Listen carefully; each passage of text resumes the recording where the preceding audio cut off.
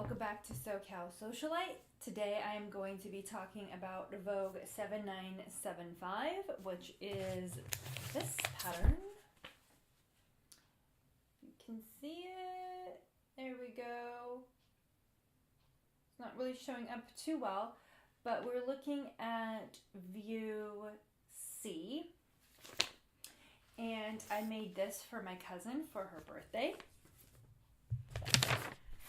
Okay, so I have notes to make sure that I talk about everything that I want to talk about because I actually filmed this video yesterday, but I wasn't really pleased with the quality and I realized I forgot to mention some things, so I thought, you know what, I'm just going to redo it and be happier with it. So I used a wool blend fabric from fabric.com. It's wool, rayon, acrylic, and some other things. It's a nice fabric. It's a little bit itchy, so you definitely need to line it. So this jacket is fully lined. The lining is this nice shantung. It's a polyester shantung. It's also from fabric.com. It's in color green apple or candy apple or something like that. And the trim is from, I think it's from Joanne. The color of this fabric doesn't show up too well on camera, it looks like.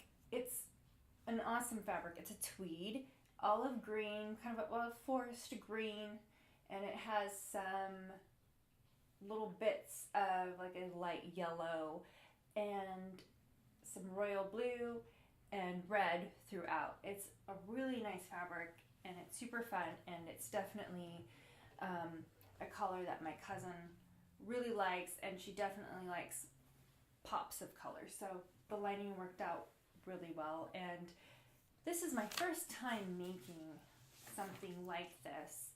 Well, at least for sure the Vogue 7975 pattern.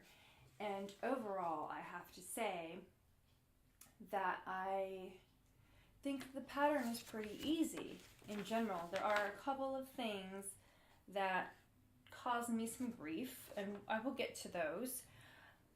I do want to talk about that this particular pattern is used quite often to recreate the Chanel style jackets.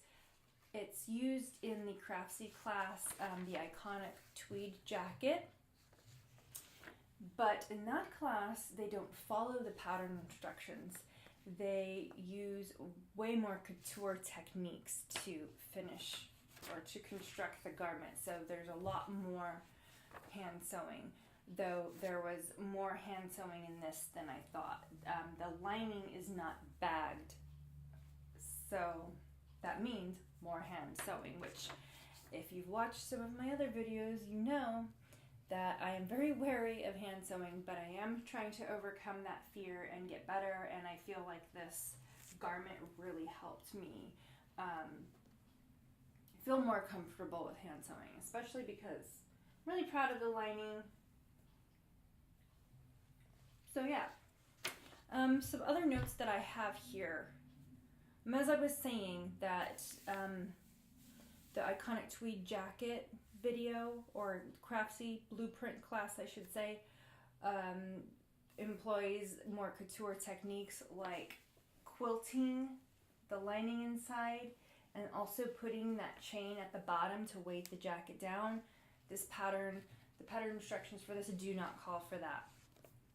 However, there was a similarity in how the sleeve lining was set in, and we'll get to that. So another thing that one thing that I did that the pattern did not call for was add shoulder pads, and that's because when I put in the sleeve, it just kind of collapsed. So I really needed something to provide more structure. So I put in some shoulder pads, and I realized actually I might have just gotten away with something called a sleeve head, which is just kind of like this part without the whole pad. I ended up ordering some of those after the fact, and I'm definitely going to experiment later and see. My point, or one of the purposes with this jacket is, one, to make my cousin a nice present. I think she was really happy with it.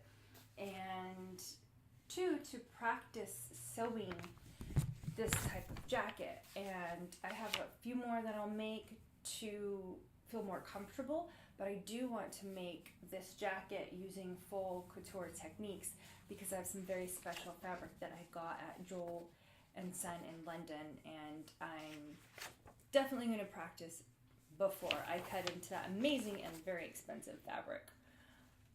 So I think that's all I want to say.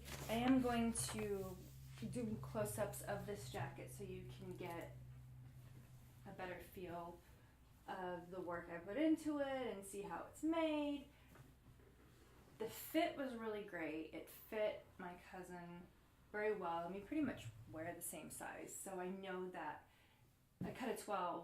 If I cut a 12 for me in this, it's going to work out well. I may lengthen the sleeve like half an inch or 3/4 of an inch, but it's great. The one thing that I struggled with was the sleeve lining. And this pattern does do what the Craftsy class calls for, and that is to put the sleeve lining in last. And I have a video on how we did it. I shot that. In fact, my cousin came to visit me this past weekend for her birthday, and I had this jacket almost complete with the exception of putting in this sleeve lining, and I said, I need your help. Luckily, what I am not good at, she's good at, and vice versa. So she put the sleeve in, and God bless her, I'm so happy she did, because I was extremely frustrated. This was giving me, it was driving me crazy. And then I finished this part. But I will pop in the video now so you can see what we had to do to put the sleeve lining in. You can watch that, and then I'll also link a video below that we watched I should say, that gives us good instruction on how to do that. So for this part, we put the jacket on the dress form inside out, and you keep the sleeve of the main fabric, the main sleeve, underneath, so that all that's exposed is the lining and the armhole here. So then you take your sleeve lining here, and this is the right side. And what you have to do is, once it's gathered, you've got to turn it under the 5/8 of an inch all around, and you're going to sew it, but the fell stitch, it's flat fell stitch, into place.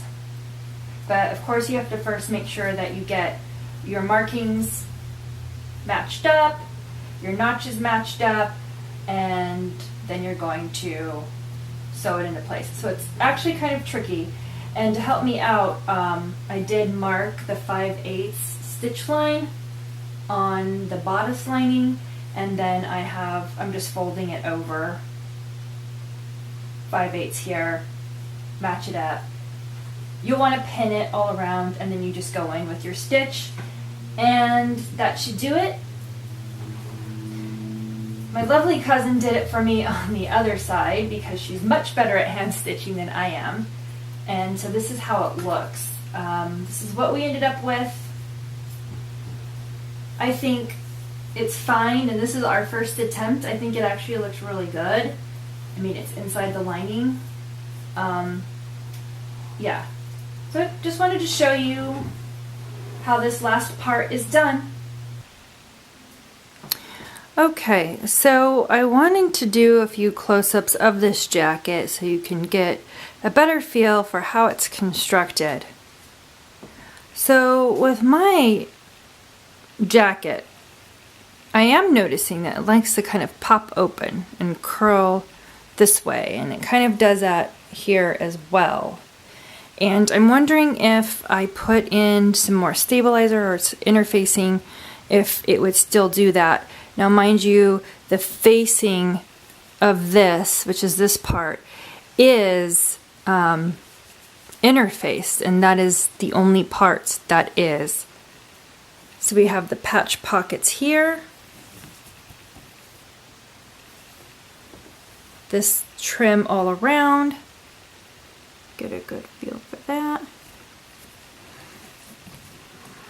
And it's a little, it's a fitted, it's not too fitted, but it's a nicely fitted jacket. It's got some nice shape to it.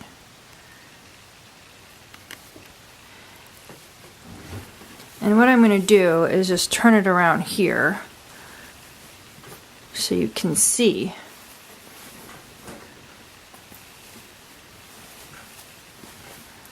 Sorry about this.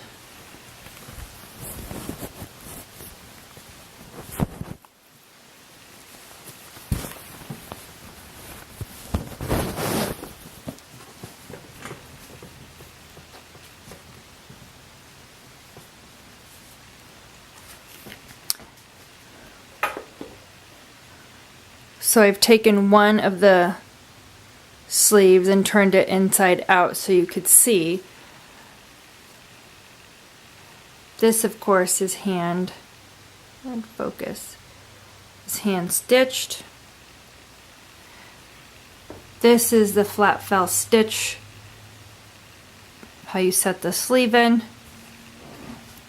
We have the yoke, not exactly straight on this, with the pleat. All of this hem work is hand done, of course.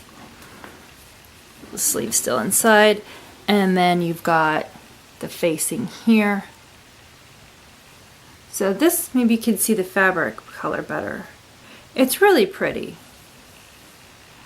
This is one of the problems I had. I didn't quite understand the instruction. I will post a picture here so you can see the instruction and the patterns. It said that there is supposed to be, it looks like a pleat, and this is what I did, and I don't know if that's actually correct. So if you've made this jacket or you have an idea, please feel free to give me some advice. And same thing with how this is kind of flapping open, if you think you might know a way to prevent that. But overall, I'm really happy with how this turned out, and I'm looking forward to making more. And before we leave, let's say hi to the studio assistant over here. Oh, hey, Oliver. Is it better? Okay. Everyone, thanks for watching.